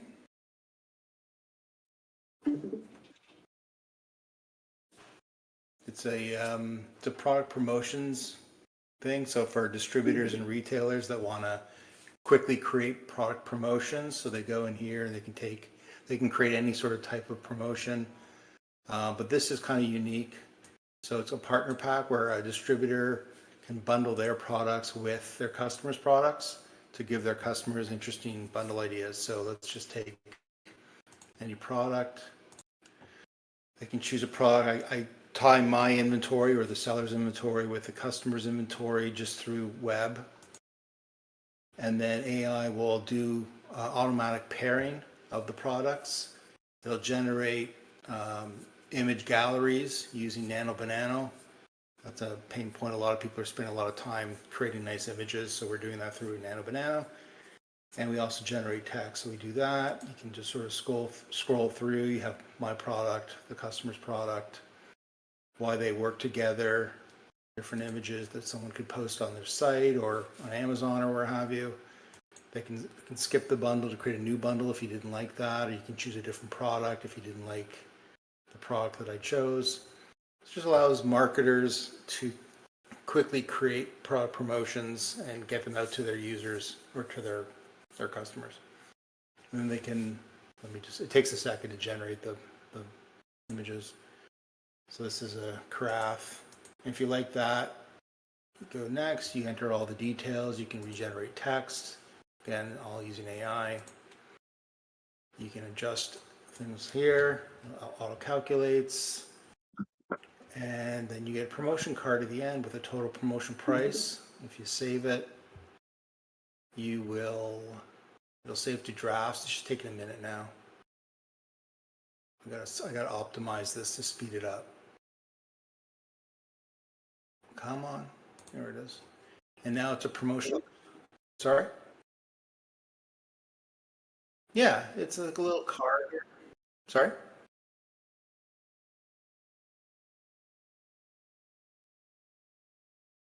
Yeah, I'm gonna get rid of that. I'll probably get rid of this.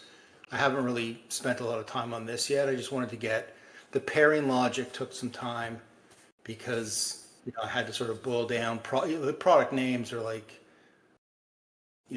Aero Latte French press coffee maker. You have to sort of extract what the product actually is and then try to find a good pairing. So that took some time, but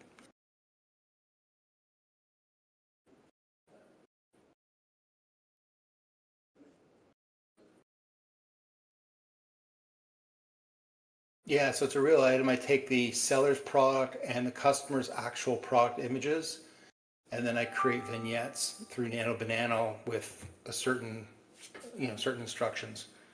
So in their natural setting, and I talk about the lighting and the temperature and all that stuff. So yeah.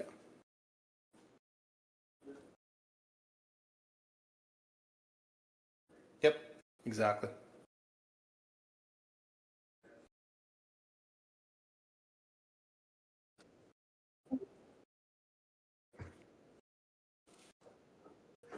Yeah, so for now I'm doing that, but then you can send out that product promotion by email or text. So if you want to just send it to your specific customer or all your customers, and then I'm also going to my plan was going to create a voice AI agent to actually call the customer and pitch the product, but I have to figure out whether or not people actually want that. So a virtual sales force. So that's potential.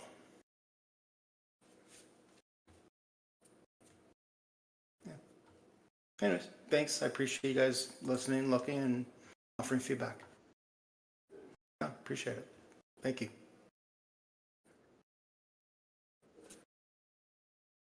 Yeah. Yeah, I have a product. This is my customer, Port Style.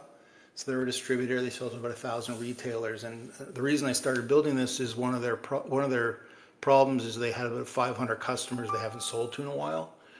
So I wanted to create a way for them to get those retailers' attention. So they're going to be using this. And what I like about this is a retailer can do the same. It works backwards. It's a two-way system. So if I'm a retailer, sorry?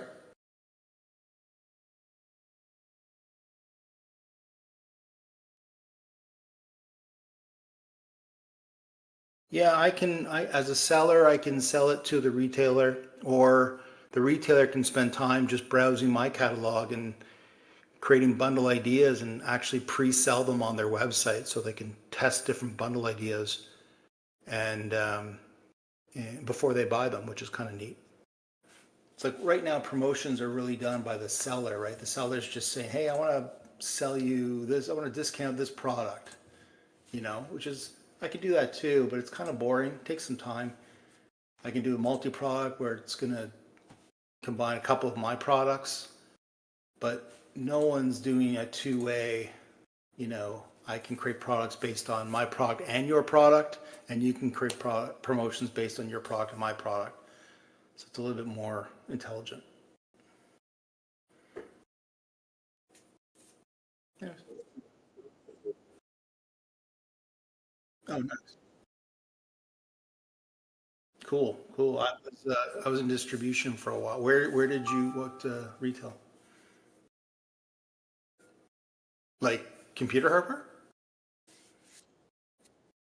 Oh, nice. Yeah, I love that.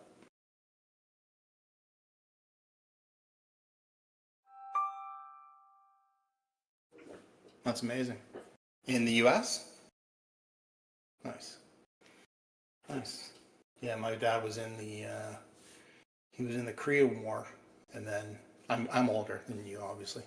He was in the Korean War, and then he came to Canada, which is where we reside now.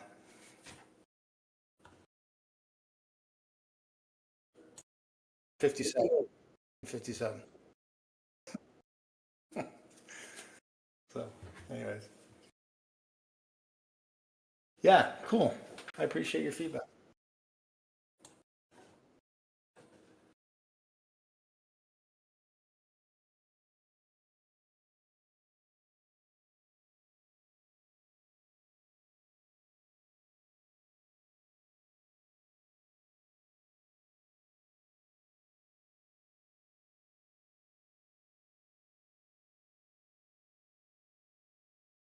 I will show you quickly, but I'm working on it, so it's a little broke. Let me share my screen.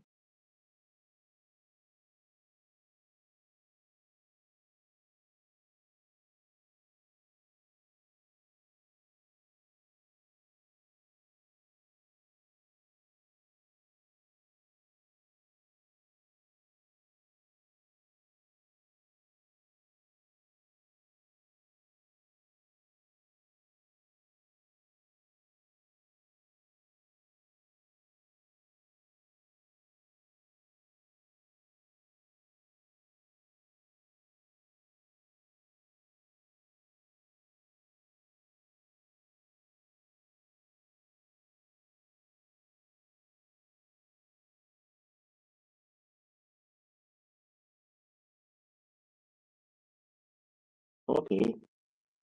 You see my screen? I think it's this.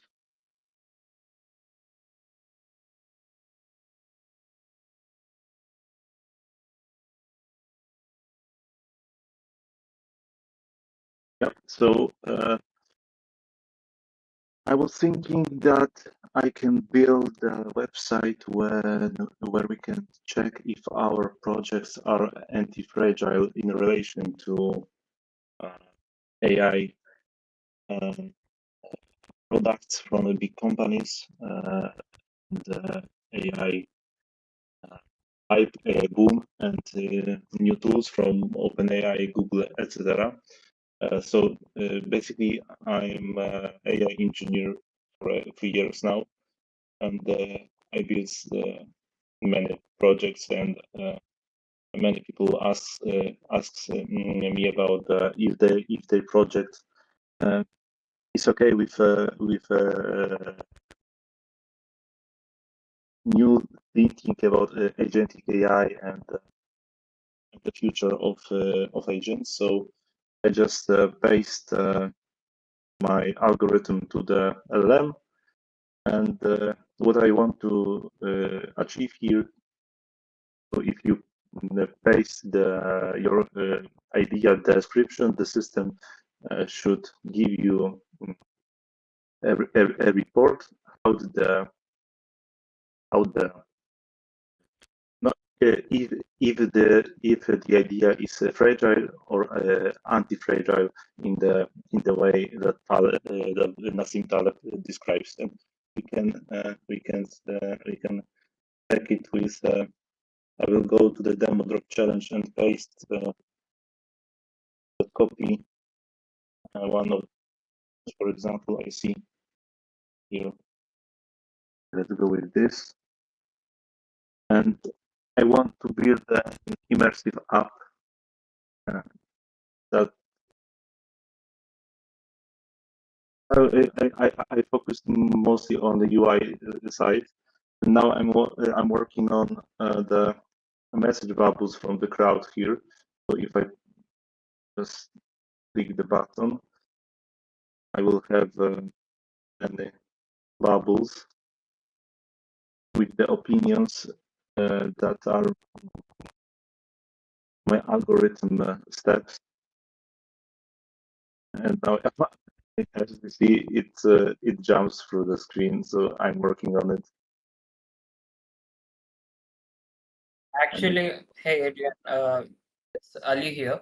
I actually like your website a lot. I mean, it's like a literal game that you're making. Is it really a game, or are you making us? No, it's a React app, Next.js app. So it uses just TypeScript components. So this is not the game. It's this is the start and video with some fancy ideas like playing with the shadows. So I will refresh the page, and as you see the image here, because the first frame is an image with dark borders, and also I add dark gradient.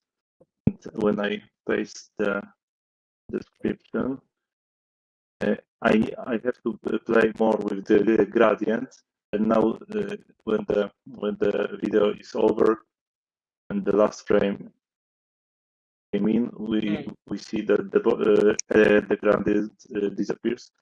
And I want to play more with the lights and gradients on the video, and that the app should look more immersive even. And yeah, then I want to play with this stone table.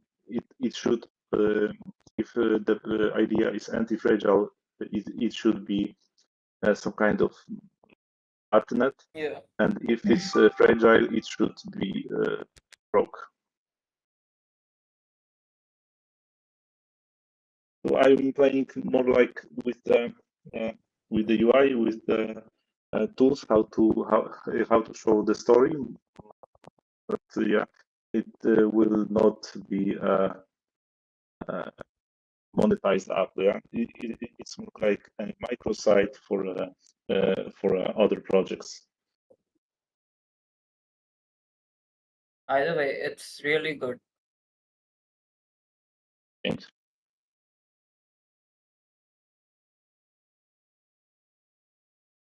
I will start to work with the jumping bubbles.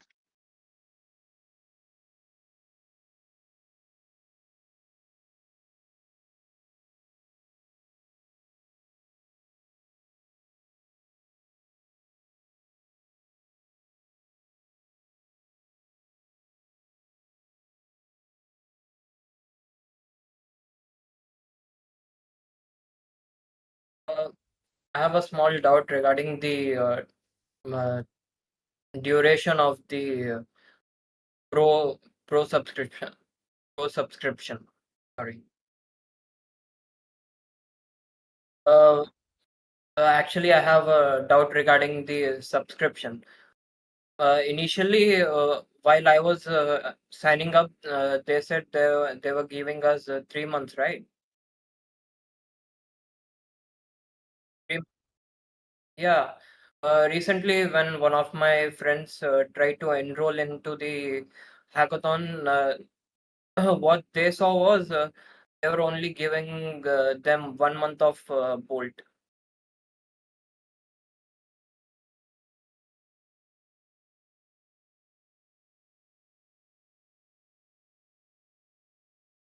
Oh, oh, okay. Uh, Thanks for the clarity. Oh, no worries. Even though we get 1 month free, that's a big deal actually.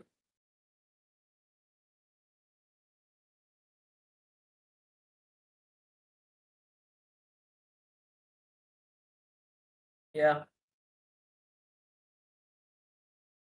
I mean, oh,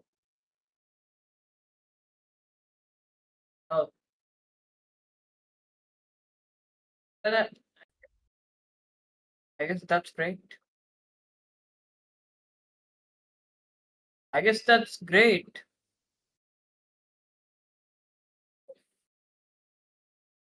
Okay. Okay.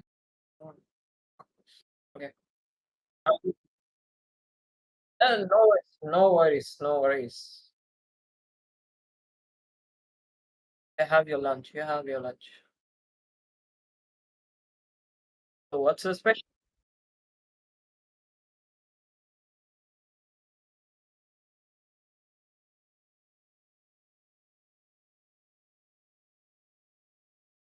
Well, I'm using Bolt to make my front end mostly.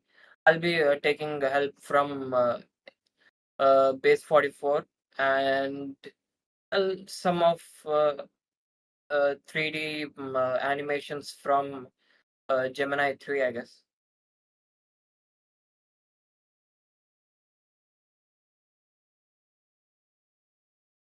You got it? Okay. So what's special for lunch?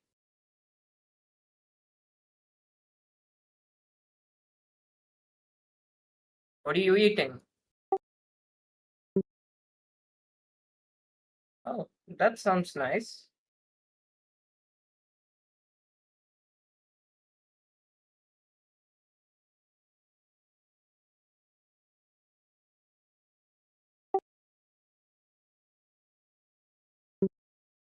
Ah, great combination.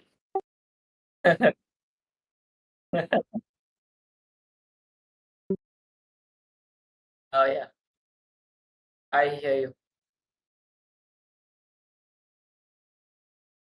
Actually, actually make chickpea salad and tea with uh, tea with it, or sometimes uh, curd.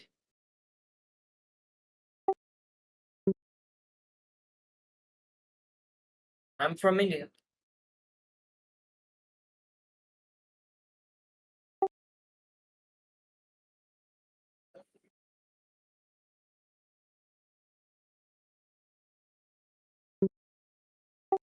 Yeah, I think, yeah, I think I was the one who talked about it, right? Yeah. uh, you could have ordered it, right? You could have ordered from outside.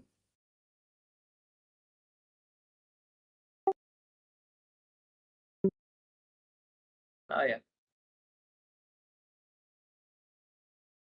I mean, to be honest, whenever we make our own food, that's actually a type of satisfaction we get, or at least I get some satisfaction when I make my own food.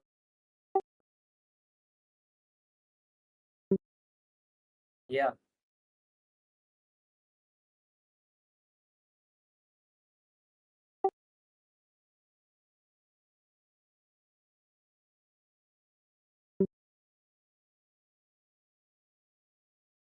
Uh-huh.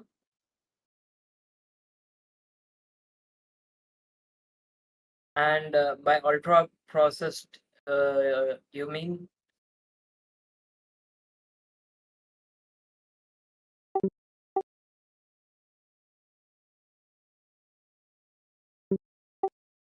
Yeah.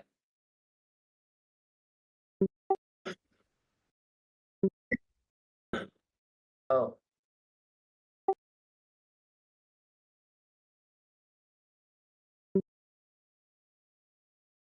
Oh, seriously? My God.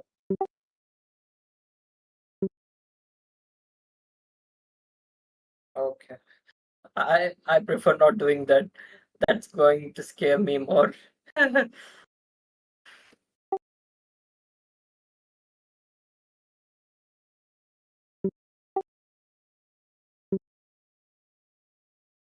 Oh my God.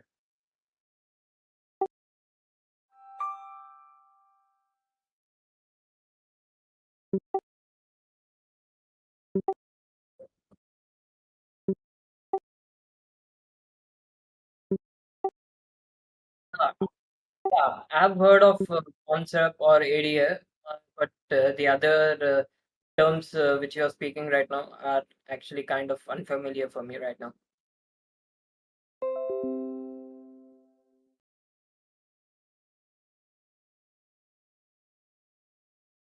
Anyways, enjoy your food. I'll be taking some shut eye. I'll be back within an hour.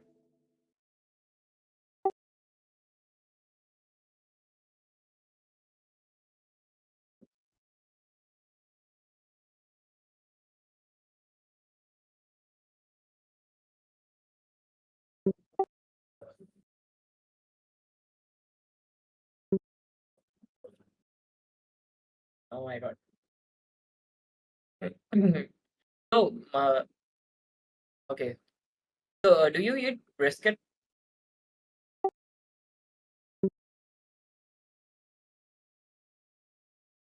Uh, I actually wish to eat some brisket if you know. In India, it's kind of banned here.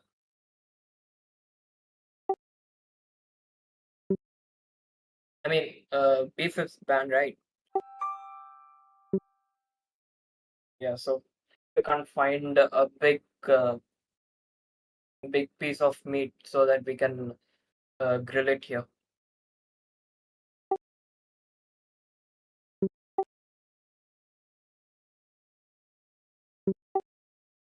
Yeah,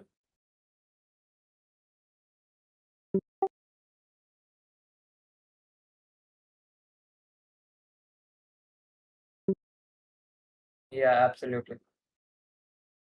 If you want no restrictions, you can go to Dubai.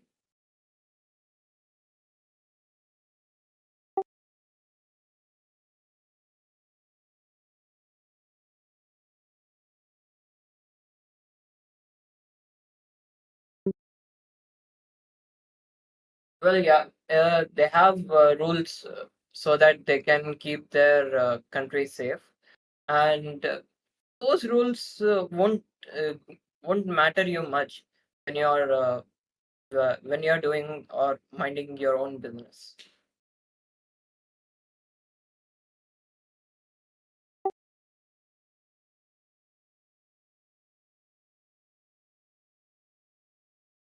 Yeah. Yeah, absolutely. But it has its own type of paradise, if you ask me. Trust me, I've lived there. Trust me, oh, trust me when I say this. It's like heaven. I actually lived there for around 15 years there.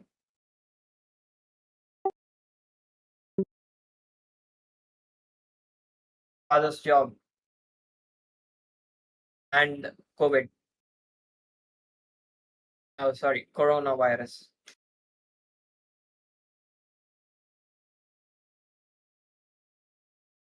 Father's job with the combination of coronavirus and with the combination of uh, recession.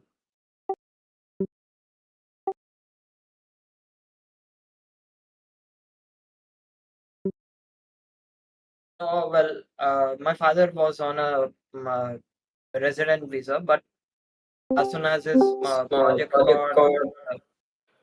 completed, he was asked to go back to his country. Crazy. Sure, my bad, my bad.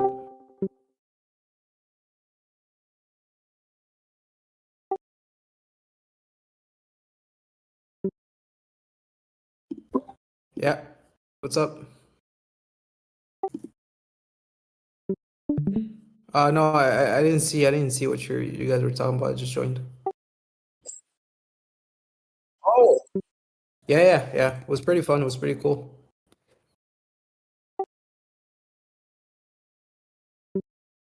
I think my favorite project was the girls project. I forgot her name. The Founder OS thing. Yeah, something like that. Yeah, I think it's pretty cool and something I would use.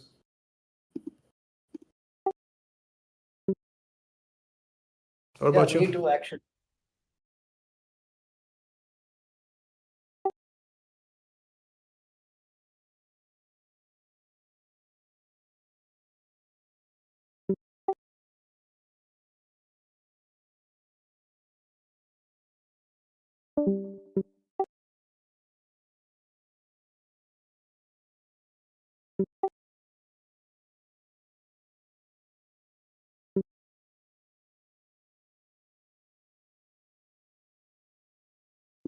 Yeah, makes sense. By the way, I have a question. Do you guys know the time limit for the demo drop challenge? Yeah.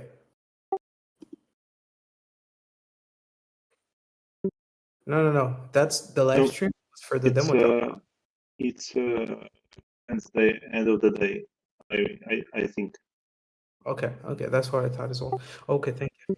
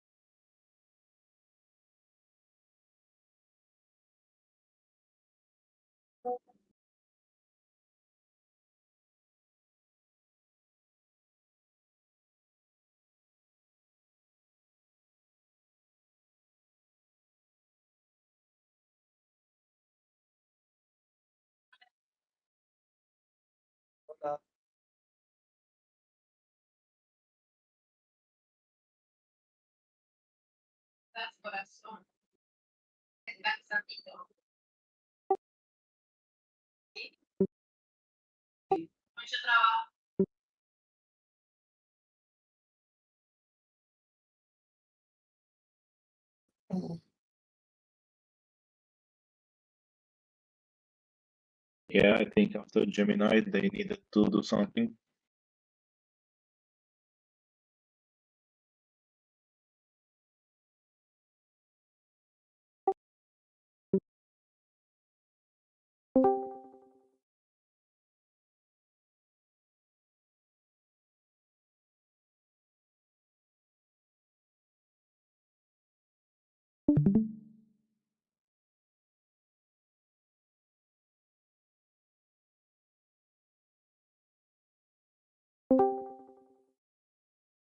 Santos Cerdán.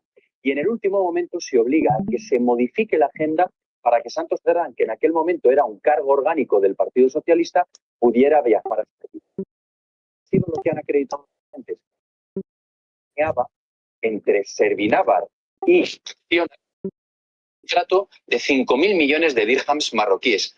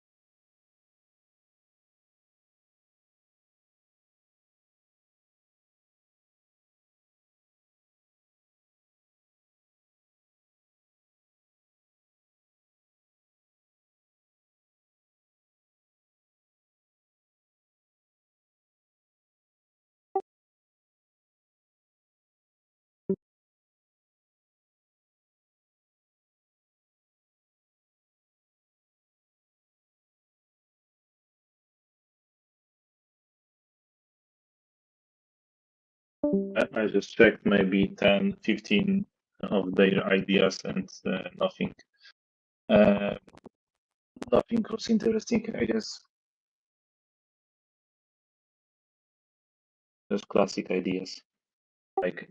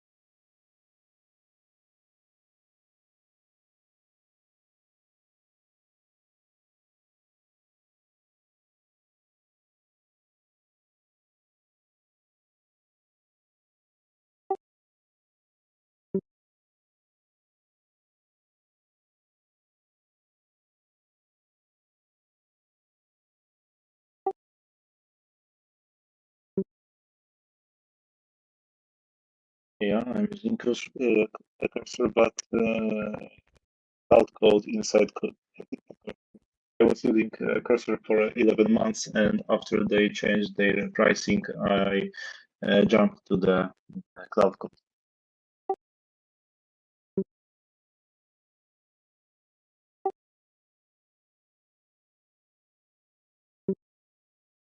Yeah, their autocomplete is really good.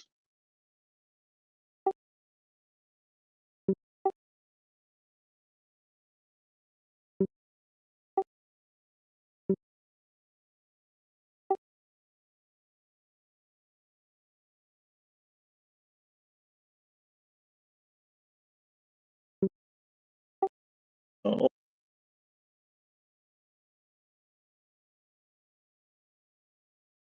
Do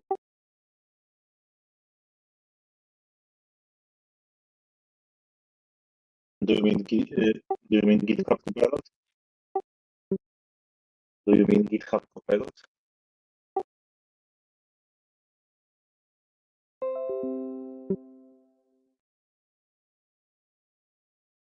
Yeah, I have a.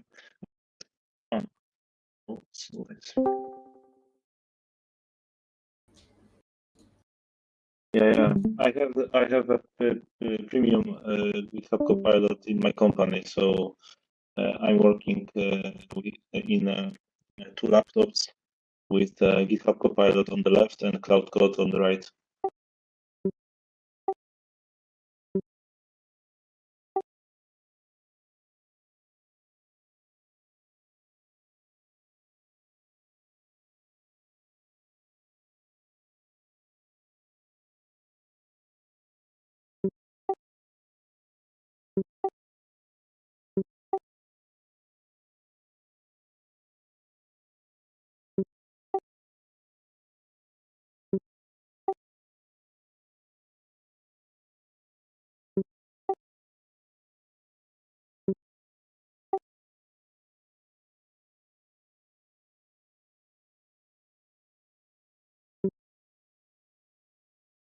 Yeah, it was a really good strategic move from a bot.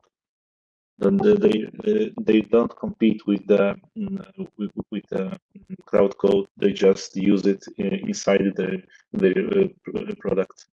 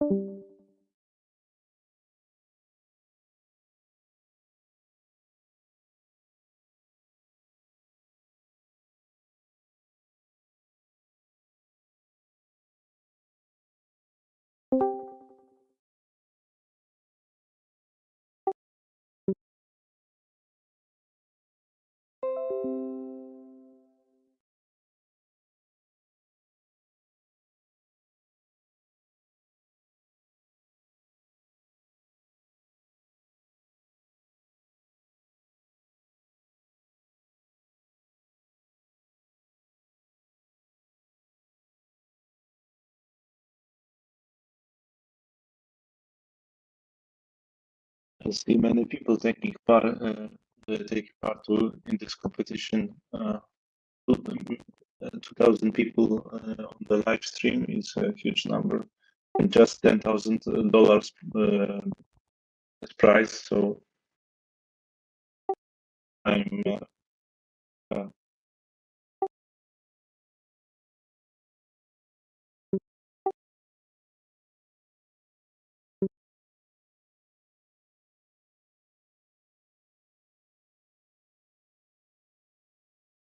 yeah, and also here on the Discord on the built-in public or right now on the demo drop challenge, there's many projects. Like I know that many people come to the hackathon for just for credits, but I see they are also pasting here their projects, so maybe not only for credits.